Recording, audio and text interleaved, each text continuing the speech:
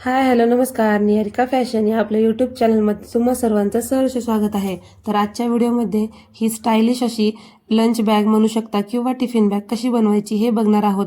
दिसायला याचा लुक खूप सुंदर आहे, टिकायला खूप दिवस टिकते आणि हो बनवायलाही खूप सोपी आहे. तर आणि इथे बघू शकता मी खूप साऱ्या बॅग्स इथं स्टिच करून रेडी केल्या आहेत. तुम्हाला जर माझ्याकडनं बॅग्स खरेदी करायचे असतील तर मला नक्की कमेंट करा आणि हो व्हिडिओ पूर्ण बघा, कुठेही स्किप न करता. तर बघा इथे मी एक कापड घेतले आणि त्याला फोम शीट सोबत अटॅच करून घेतले. तर या कापडाचं माप आहे 22 इंच बाय 20 इंच आणि या कापडाला आपल्याला चारी बाजूनं मी क्विल्ट नाही केलं. तुम्हाला जर क्विल्ट करायचं असेल तर तुम्ही क्विल्टिंगही करून घेऊ शकता.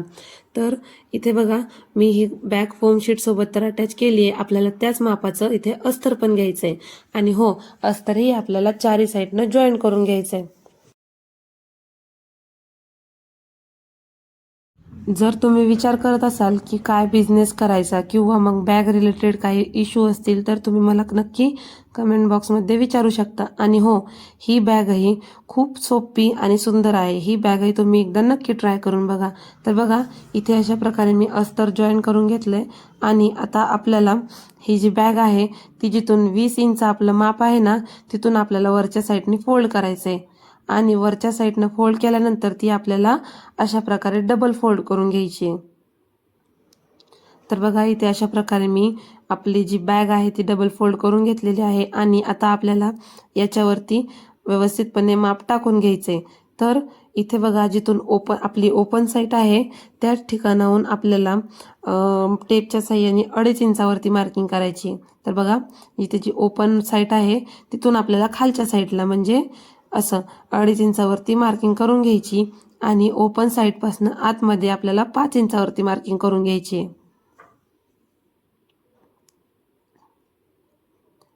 आणि इथं 5 इंचावरती मार्किंग केल्यानंतर आपल्याला जो वरचा भाग आहे तिथून व्यवस्थितपणे बॅगचा आकार देत किंवा मग गोल आकार देत त्याला मार्किंग करून घ्यायचंय.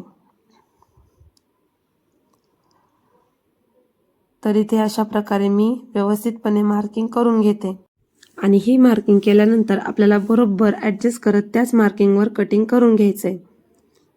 आणि कटिंग केल्यानंतर जे आपले 4 पीसेस उरणार आहेत ना ते आपण फेकून न देता त्याचाही आपण एक चांगल्या पद्धतीने पुढे जाऊन वापर करणार आहोत.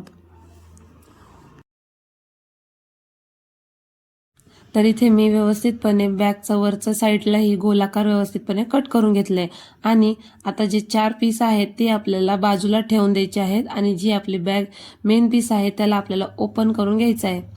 आणि आता आपल्याला याच्यामध्ये पॉकेट अटॅच करून घ्यायचे. तर पॉकेट अटॅच करण्यासाठी मी एक अस्तरचा पीस घेतला आहे आणि त्याला वरच्या साईडनं असं 2-3 फोल्ड देऊन स्टिच करून घेते. तर बघा इथे अशा प्रकारे मी व्यवस्थित 2-3 फोल्ड करून स्टिच करून घेतलंय आणि आता आपल्याला हा अस्तरचा पीस आहे तो आपल्या बॅगवरती असा ॲडजस्ट करून 3 साईडनी शिलाई देऊन घ्यायची आहे. आणि ही 3 साईडनी शिलाई दिल्यानंतर आपल्याला जो आतला पॉकेट आहे तो व्यवस्थितपणे रेडी होणार आहे. तर बघा इथे मी पॉकेट रेडी करून घेतले आणि आता आपल्याला जे आपले 4 पीस होते त्यापैकी 2 पीस घ्यायचे आहेत आणि त्याला अशा प्रकारे दोन्ही पीस जॉईन करून घ्यायचे आणि हे दोन्ही पीस जॉईन केल्यानंतर आपल्याला ते ओपन करून त्याला दाब शिलाई सुद्धा देऊन घ्यायची आहे. आणि आता आपल्याला याच्यावर दाब शिलाई झाल्यानंतर आपल्याला आपल्या मेन पीसचा म्हणजे आपल्या बॅगचा मिडल काढून घ्यायचा आहे.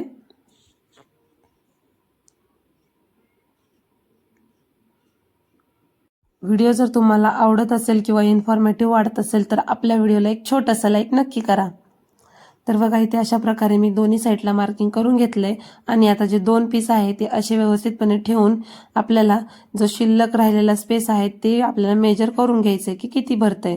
तर बघा इथं अशा प्रकारे जी दोन्ही मार्किंग केलंय तिथून एका मार्किंग पासून दुसऱ्या मार्किंग पर्यंत वरच्या साईडने आपल्याला मोजून घ्यायचंय किती येतंय ते.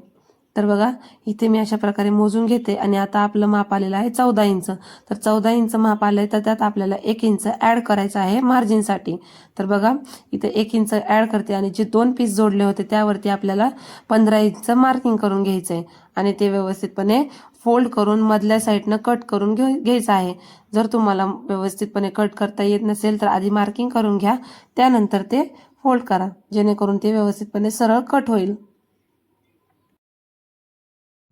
तर मी येथे अशा प्रकारे फोल्ड करून कट करून घेतले आणि आता आपल्याला त्याच मापाची एक झिप घ्यायची आहे आणि ती एका पीसवरती उलटी ठेवून स्टिच करून घ्यायचं आहे. तर बघा इथे मी ती झिप स्टिच करून घेतली. आता आपल्याला ते आतल्या साईडनं फोल्ड करत त्याच्यावरती दाब शिलाई सुद्धा देऊन घ्यायची आहे. आणि आता ह्या पीसची दाब शिलाई झाल्यानंतर आपल्याला दुसऱ्या पीसवरही सेम प्रोसेस फॉलो करायची आहे. आणि ही प्रोसेस करताना लक्षात ठेवायचं की आपले पीस वरती खाली जॉईंट होणार नाही. तर इथे अशा प्रकारे मी दुसरा पीस जॉईन करून घेतलाय आणि त्यालाही मी दाब शिलाई देऊन घेते. तर बघा इथे आपला अशा प्रकारे व्यवस्थितपणे हा पीस रेडी झालाय. आता आपल्याला काय करायचंय, आपल्याला या जो मेन पीस आहे त्याला मिडलची आपण जी मार्किंग केली होती ना, तिथून आपल्याला साईडला 2-2 इंचावरती मार्किंग करून घ्यायची बेल्टसाठी. आणि इथं मी ज्याला बेल्ट अटॅच करणार आहे त्यासाठी मी रेडीमेड स्ट्रॅपचा यूज केलेला आहे. तर बघा इथे अशा प्रकारे 2-2 इंचावरती मार्किंग करून घेऊ. आणि या व्हिडिओमध्ये मी खूप स्टेप बाय स्टेप आणि सावकाशपणे ही सगळं प्रोसेस सांगितलेली आहे, जेणेकरून तुम्हालाही हा व्हिडिओ समजावा आणि तुम्ही घर बसल्या अशा टिफिन बॅग्स म्हणा किंवा अनेक विविध प्रकारच्या बॅग्स शिवू शकता. तर बघा इथे मी ज्या स्ट्रॅप घेतल्या होत्या त्याचं माप आहे 15 इंच. इथे मी दोन्ही स्ट्रॅप 15 इंचाचे घेतलेले आहेत आणि आता आपल्याला जी 2-2 इंचाची मार्किंग केली होती ना, तिथं आपल्याला हे स्ट्रॅप जॉईन करून घ्यायचे. आणि जॉईन करताना आपल्याला त्या स्ट्रॅपवर 2 ते 3 शिलाई देऊन घ्यायच्या, जेणेकरून आपली ही शिलाई मजबूत बसेल आणि हँडलही निघणार नाही. तर इथे एका साईडला जॉईन करून घेतले, त्याच प्रकारे दुसऱ्या साईडला बी हँडल अटॅच करून घेते. आणि ही हँडल अटॅच झाल्यानंतर जो आपला वरचा पीस आपण रेडी केला होता त्याला आपल्याला दोन्ही साईडला एक रनर अटॅच करून घ्यायचंय. आणि जर तुम्हाला रनर कसा जॉईन करायचा किंवा रनर कसा इन्सर्ट करायचा माहीत नसेल तर आपल्या चॅनलवर तो व्हिडिओ सुद्धा अवेलेबल आहे. तर बघा इथे मी दोन्ही रनर इन्सर्ट करून घेतलेत आणि आता आपल्याला जे साईडला 2-2 पीस होते त्याच्यावरती आपल्याला अर्धा इंच मार्जिन ठेवून शिलाई देऊन घ्यायच्यात. तर बघा इथे मी 2 ते 3 शिलाया देऊन घेते, कारण की आपली बॅग व्यवस्थितपणे मजबूतरित्या तयार व्हावी म्हणून.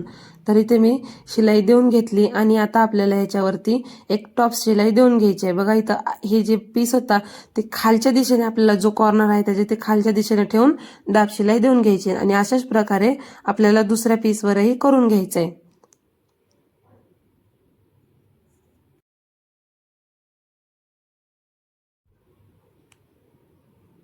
तर बघा इथं मी दुसऱ्या पीसवर पण हे सगळं करून घेतलंय आणि आता ह्याला पण मी दाब शिलाई देऊन घेते. आणि दाब शिलाई दिल्यानंतर आपले दोन्ही पीस इथं जॉईन करून रेडी आहेत. आणि आता आपल्याला हे जॉईन करून रेडी झाल्यानंतर याच्यावरती आपल्याला मिडल काढून घ्यायचं आहे. त्यासाठी व्यवस्थितपणे आपल्याला हे अशा पद्धतीने ठेवून आपल्याला त्या पीसचा मिडल काढायचा आहे.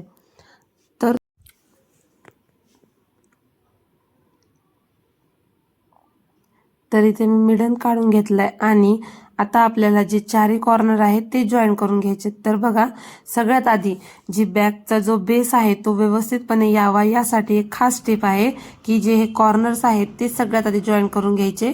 त्यानंतर वरचा जो शिल्लक भाग आहे तो आपण जॉईन करणार आहोत. बघा इथे मी हे कॉर्नरच्या त्या शिलाईपर्यंत अटॅच करून घेतलंय, कॉर्नर पासून शिलाईपर्यंत.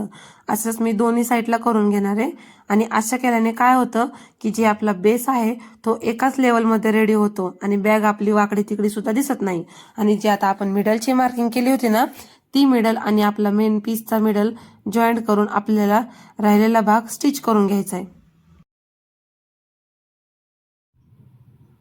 इथे व्यवस्थितपणे ठेवत ठेवत आपल्याला स्टिच करायचंय आणि खूप सावकाशपणे करायचंय, जेणेकरून आपल्या बॅगचा शेप बिघडणार नाही. कारण की ह्या स्टिचमध्येच, ह्या शिलाईमध्ये किंवा मग ह्याच प्रोसेसमध्ये आपल्या बॅगची फिनिशिंग ही अवलंबून असते. बघा इथे मी जे साईडला एक्स्ट्राचं आलं होतं ते कट करून घेते आणि अशाच प्रकारे मी दुसऱ्या साईडलाही हा पीस जॉईन करून घेते.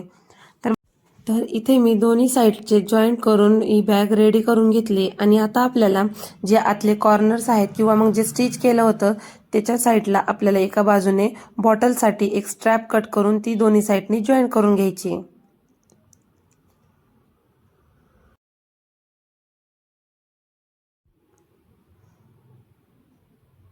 तर बघा इथे मी अशा प्रकारे ही स्ट्रॅप सुद्धा जॉईन करून घेतले आणि ह्यात आपली बॉटल आरामशीर बसणार आहे. तर आता आपल्याला जे आपले कॉर्नर्स आहेत ते फिनिशिंग मध्ये येण्यासाठी आपल्याला त्याच्यावरती पाइपिंग करायची आहे. तर पाइपिंगसाठी मी इथे एक स्ट्रॅप कट करून घेतलाय आणि त्याची मी इथे व्यवस्थितपणे पाइपिंग करून घेते. आणि पाइपिंग केल्यानंतर आपली बॅग खूप फिनिशिंग सह रेडी होणार आहे आणि त्याचा लुकही खूप सुंदर रेडी होतो. तर बघा अशा प्रकारे मी दोन्ही साईडला पाइपिंग करून घेतली आणि आता आहे आपली बॅग सरळ करून घ्यायची. तर बघा इथे मी बॅग सरळ करून घेते आणि त्याचे कॉर्नर्स वगैरे सुद्धा बाहेर व्यवस्थितपणे काढून घेते. आणि कॉर्नर्स काढल्यानंतर ही बॅग आपली इतकी सुंदर रेडी होते ना की जी मार्केटच्या बॅग आहेत त्या सुद्धा ह्याच्यासमोर फेल आहेत. आणि मार्केटमधल्या बॅग आपल्याला 2 ते 3 महिन्यानंतर खूप खराब होतात. तशी ही बॅग नाही. ही बॅग आपण जितक्या वेळा आपण वॉश करू तितक्या वेळा ही अशीच राहणार आहे. आणि जर तुम्हाला माझ्याकडनं बॅग्स खरेदी करायचे असतील तर मला DM करा आणि व्हिडिओ आवडला असेल तर व्हिडिओला लाईक करा आणि आपल्या चॅनलला सबस्क्राईब करा. आणि मी नेक्स्ट व्हिडिओ कोणता घेऊन येऊ तेही मला कमेंट बॉक्समध्ये नक्की सांगा. तर भेटूया नेक्स्ट व्हिडिओमध्ये. तोपर्यंत बाय.